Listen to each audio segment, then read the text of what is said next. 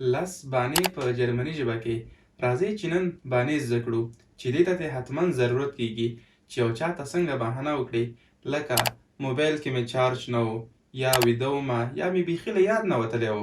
نو په دې ویډیو کې راسره لس بانې زده کړئ. نو دا ویډیو راسره حتما تر پایه وګورئ. Ausreden بهانه په جرمني ژبه کې بهانې ته Ausreden ویل کیږي. راځئ چې اوس ځینې بهانې یو ځای سره زده کړو.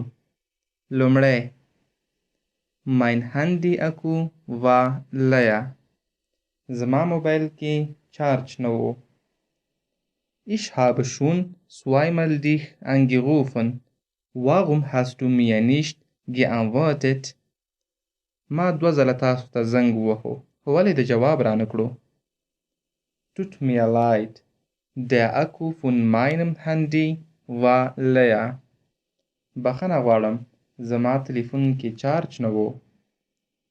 دوهم Ich wusste das nicht. زه په دې نه پوهېدم. Hast du alles aufgegessen? تا هر څه خوړلي؟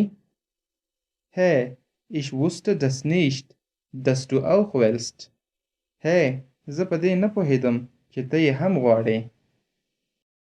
دریم Ich muss weg. زه باید لاړ شم. Kannst du bitte noch 20 Minuten warten? کولی شي یو 20 دقیقې نور هم انتظار وکړې؟ Leider nicht. Ich muss weg. متاسفانه نه، زه باید لاړ شم. څلورم Das ist noch in Bearbeitung. لا تراوسه پکې کار پاتې دی. Hast du die Hausaufgaben von gestern fertig gemacht? آیا تاسو پرونۍ کورنۍ دنده پای ته رسولې؟ Nein, das ist noch in Bearbeitung. نه، لا تراوسه پکې کار پاتې دی. پنځم Ich bin eingeschlafen.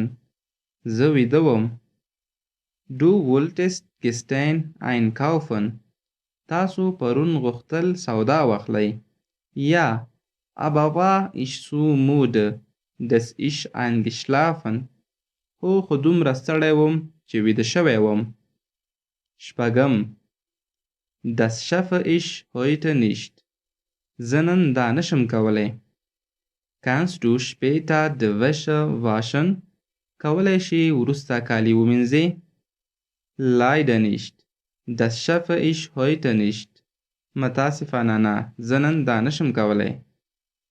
اووم Das Wetter ist schlecht. هوا خرابه ده. Hast du gestern Fußball gespielt? آیا تاسو پرون فوټبال وکړو؟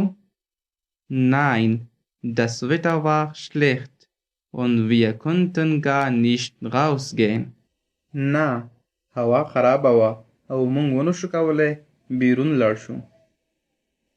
اتم Ich habe die Zeit vergessen. وخت مې له یاد نه وتلی و. Tut mir leid für die Verspätung.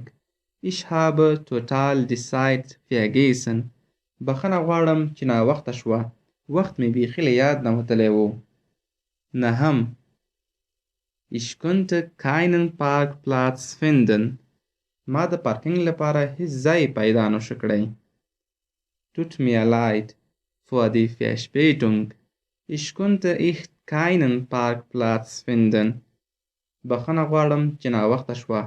ما د پارکینګ لپاره هیڅ ځای نشو پیدا کړی. لسم Ich habe vergessen. زما نه هیر شول.